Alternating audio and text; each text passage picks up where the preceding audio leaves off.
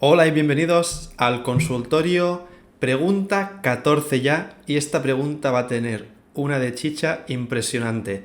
Si eres cliente de un RoboAdvisor o gestor automatizado como Indexa Capital, Finicens, Finanbest, MyInvestor, etcétera, o te estás planteando utilizar un servicio de RoboAdvisor o bien te interesa este mundillo, este vídeo creo que te va a gustar muchísimo. Si no te gusta este mundillo, no sé cómo has ido parar aquí, pero te puedes quedar, obviamente, porque igual te doy información que te vaya a gustar. Vamos a la pregunta que tenemos hoy y que vamos a desarrollar de manera súper extensa porque creo que va a ser importante tocar diferentes aspectos como luego os voy a enseñar. Esta pregunta nos la hace Alberto González Mesas y nos dice: ¿crees que tiene sentido seguir creyendo en los RoboAdvisors después de las solo pérdidas de 12 millones que han acumulado entre InvestMe, Finicens y Finanbest? ¿Crees que Indexa se salvará en el medio plazo? Ok, vamos a analizar todo esto porque para ello va a ser muy importante ver, en primer lugar, cuál es el modelo de negocio que tiene un RoboAdvisor, porque no es lo mismo un RoboAdvisor que un supermercado, una tienda de zapatos. Un RoboAdvisor es una fintech, es como una startup y tiene un modelo de negocio algo particular. Veremos también las cifras que tenemos de los últimos meses, de las pérdidas, ganancias que están obteniendo. También los últimos movimientos con la adquisición de Finanbest por parte de MyInvestor, por también la búsqueda de financiación por parte de InvestMe y también Finicens, que también está en fase de buscar nuevas inversiones. Analizaremos todo esto y luego una parte muy importante que veremos de Indexa Capital, donde vamos a analizar qué es lo que puede suceder si saliera a bolsa, como va a suceder de aquí a un año, qué podría pasar si cesara, y también veremos la cuenta de resultados para ver cuáles son los ingresos-beneficios que está obteniendo este RoboAdvisor. Como te digo, va a haber muchísimo material. Vamos a empezar por aquí y luego entenderéis por qué.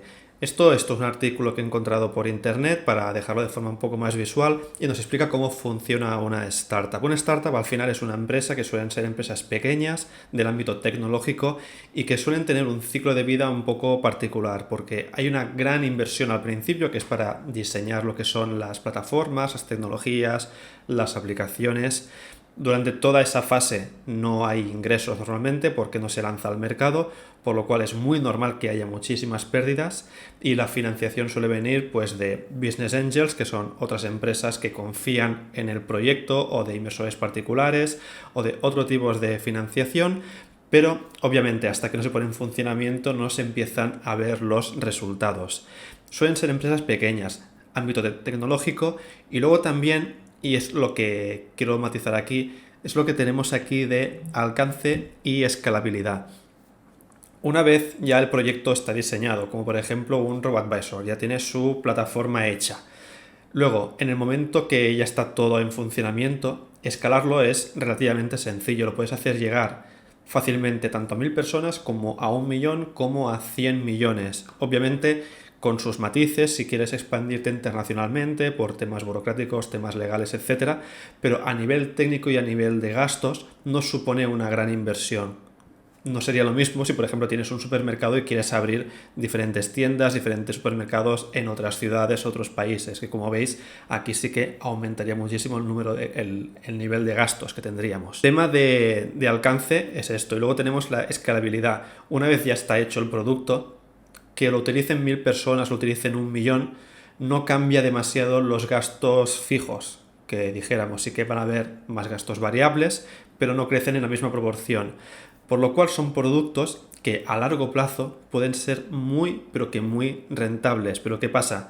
Que hasta que arrancan y consiguen esa adquisición de clientes y además empiezan a aportar un nivel de comisiones aceptable, pueden pasar bastantes años, que es lo que está sucediendo actualmente con los casos que veíamos, por ejemplo, de InvestMe, Finicens o Finanbest. Esto nos lleva a este gráfico que en alguna ocasión ya he enseñado en el canal y donde podemos ver que Indexa es el único gestor automatizado que entra en beneficios después de 4 años. Esto es del 2020 y la cosa está mejorando.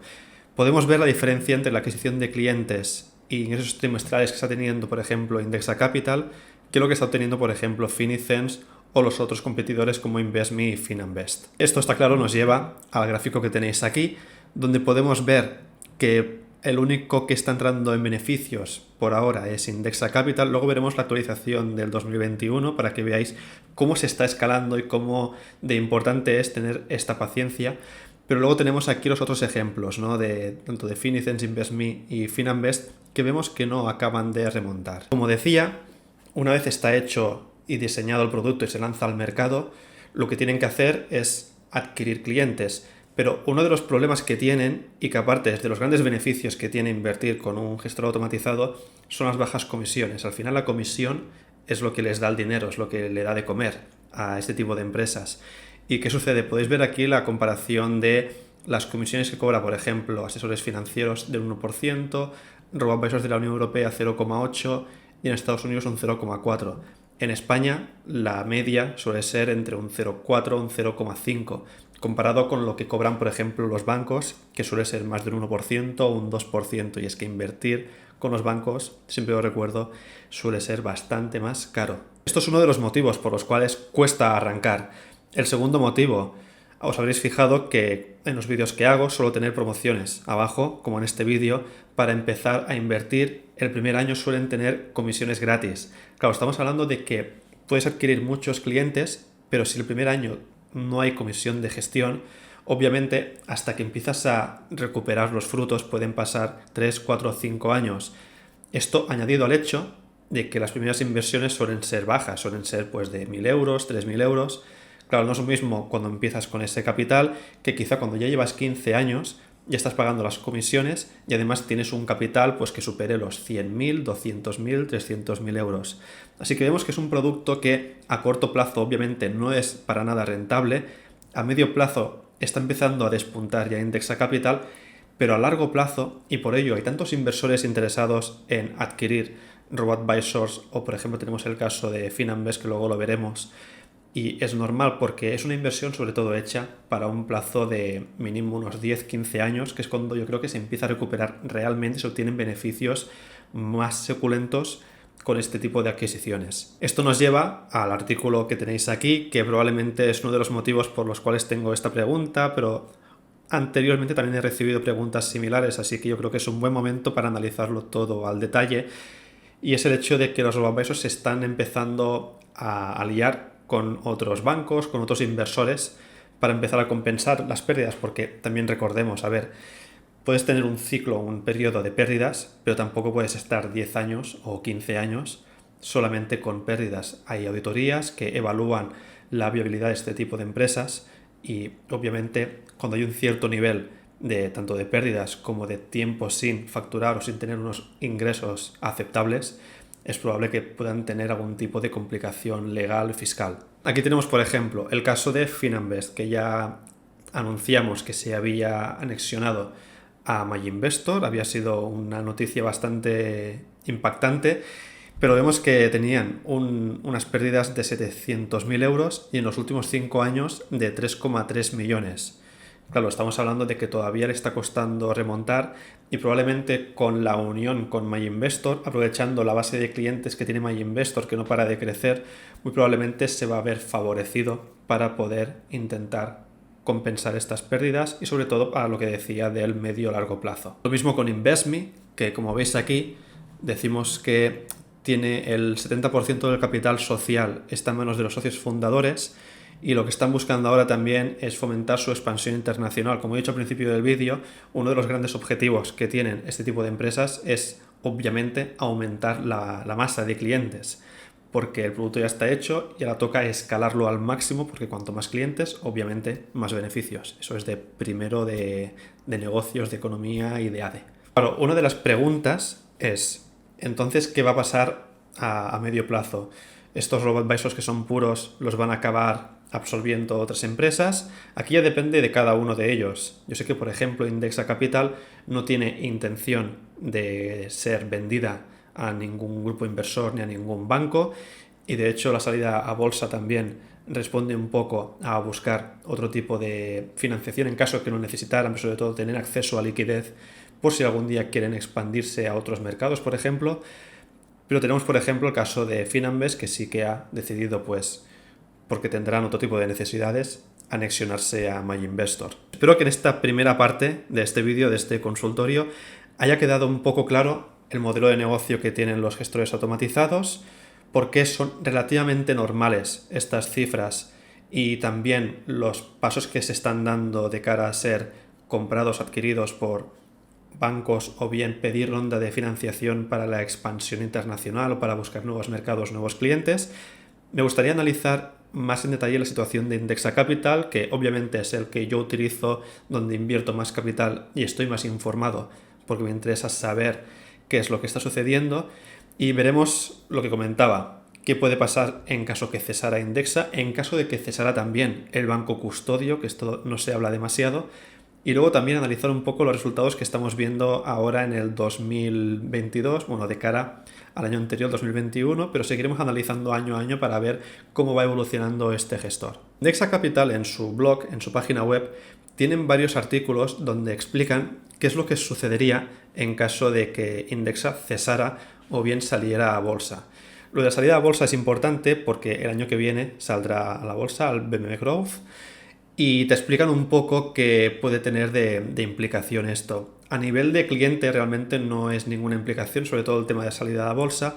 El tema de que algún día, por ejemplo, cesara, la única implicación sería que tus participaciones, tus fondos, estarían depositados en el banco custodio y habría que buscar un nuevo gestor que se encargara de ellos. Esto básicamente tienes que pensar en Indexa Capital o en cualquier robo-advisor como si fueran una persona que está trabajando en el banco custodio, por ejemplo en CK Bank o Inversys. Tú imagínate que tienes esta persona que está gestionando los fondos, tú le pasas dinero y esta persona pues cada X meses o cada semana o cada mes va destinando ese dinero a diferentes fondos en lo que sería tu cartera automatizada. ¿Qué pasa? Si esa persona la echan a la calle, se va a la calle, tu dinero no se va con esa persona. Simplemente tu dinero se queda, tus participaciones se quedan en el banco custodio, están a tu nombre y seguramente pasarán a otro gestor que esté en el banco. Igual hay un gestor que se llama Finicens y va a ser el que va a coger esos fondos y va a decir, pues ahora yo me encargo y los voy a gestionar.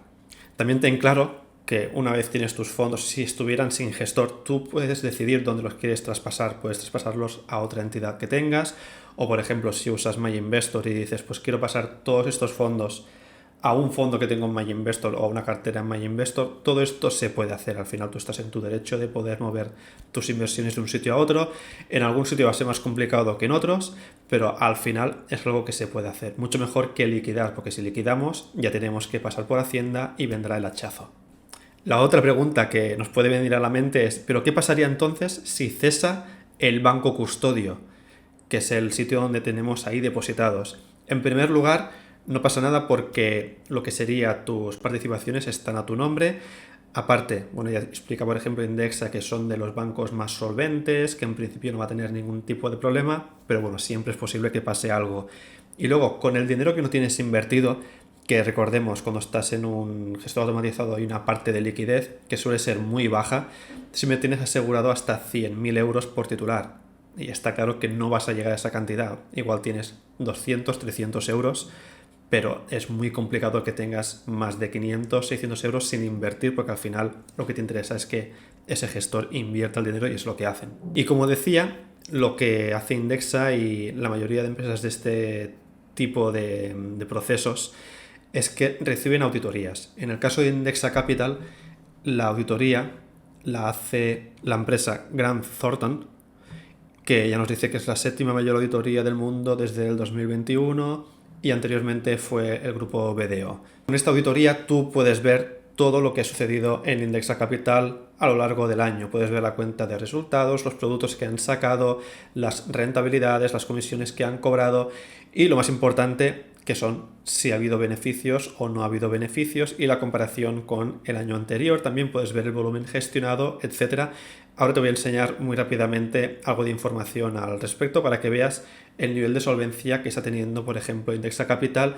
Y aquí quiero responder a tu segunda pregunta, que es si Indexa se va a salvar de todo este tema de quiebras y de adquisiciones. Y yo creo que sí, por lo que te voy a enseñar ahora. Pero antes de enseñarte esos resultados, quiero que te quedes con este gráfico porque es muy interesante y nos da una idea de la cantidad de negocio que se puede hacer por parte de este tipo de gestores. Puedes ver, tenemos aquí Indexa Capital. Esto es el patrimonio gestionado que tiene Indexa Capital. Y puedes ver que es relativamente ridículo si lo comparas con los bancos principales como sería el Santander, BBV o CaixaBank. Esto nos da un margen de seguridad porque sabemos que hay mucha gente que está invirtiendo en esos bancos principales. Mucha gente que en muchos casos no saben ni en qué productos están invirtiendo ni qué comisiones tienen, y que el día que se den cuenta que están pagando un 2%, un 3% de gestión de las inversiones, van a decir, esto hay que moverlo a algún sitio. ¿Y dónde lo van a mover? Es muy probable que lo muevan a sitios como Indexa Capital o otro robo-advisor por el tema de las comisiones y porque al final lo que quieres es optimizar tu inversión. Por lo que aquí tenemos una masa de clientes bastante importante, además que siempre es posible la expansión internacional. En el caso de Indexa está funcionando actualmente en España y en Bélgica, y yo creo que tras la salida a bolsa es planteable que se vaya a abrir a otros mercados, quién sabe si en Francia. En esta página del report que les han hecho en la auditoría del 2021, el año que viene, en 2023, podremos ver lo mismo del 2022. En la página 44 tenemos la distribución de resultados. Esto es el resumen resumido del resumen de los beneficios que está obteniendo. Y puedes ver como en el 2020, lo que veíamos antes, que entraron en beneficios con 44.000 euros, que claro, te va a parecer que es muy poco dinero, ¿no? Porque al final una empresa pues lo que quiere es obtener unos beneficios más suculentos, pero puedes ver como en el 2021 los beneficios se han disparado hasta 588.000, lo cual es una barbaridad. Luego tenemos que ver en 2022, porque normalmente cuando las bolsas van mal, la gente suele quitar dinero de las inversiones que tiene, y esto obviamente tiene un impacto directo en robo-advisors porque van a pagar menos comisiones. Te enseño ahora el volumen gestionado, que eso es lo que nos interesa y que se va actualizando día a día y lo puedes consultar en la página web. Y tenemos esto, es lo que comentaba, claro, al principio el volumen gestionado era bastante poco, pero luego vemos que se ha ido disparando. Aquí tenemos el marzo durante la época del COVID, que está claro que con el pánico la gente pues fue sacando dinero de sus carteras. Y actualmente nos encontramos aquí. Esto es del día 27 del 10, y vemos como las aportaciones que se están haciendo no paran de crecer, y cuanto más crecen, más comisiones y obviamente más beneficio para Indexa, porque recordemos que los gastos no se disparan en la misma proporción en la que están los ingresos. Creo que con todo esto ya tienes la información necesaria para ver la imagen general de lo que está sucediendo con los robo-advisors, más en concreto con Indexa Capital, y de cómo que, a pesar de ver cómo se están teniendo pérdidas en los primeros años, este modelo de negocio a la larga tiene que ser o tendría que ser bastante rentable. Por eso hay mucha gente, muchas empresas que están interesadas en adquirir este tipo de plataformas. Espero que ahora con esto tengáis un poco más de visión de lo que sucede y no os perdáis el próximo consultorio, donde hablaremos un poco de criptomonedas, staking y de Ethereum. Espero que os guste, y para todo lo demás nos vemos como siempre en Twitter, Instagram, en la comunidad currante que tengo en la página web y siempre aquí en YouTube.